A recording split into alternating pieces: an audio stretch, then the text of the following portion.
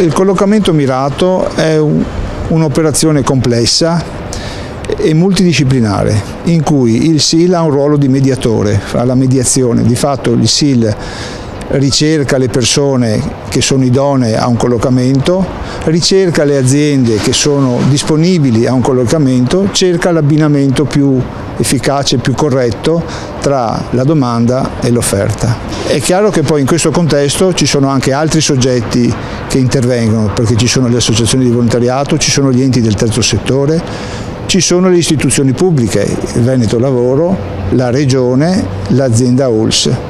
Noi come organizzazione siamo organizzati su base distrettuale, quindi abbiamo di fatto 2 SIL nell'azienda ULSS 3 Serenissima, un SIL che opera nel territorio del distretto 1 e 2, quindi Mestre e Venezia Centro Storico, e un SIL che opera nei territori dei distretti 3 e 4, quindi l'area del Milanese, della Riviera e Chioggia.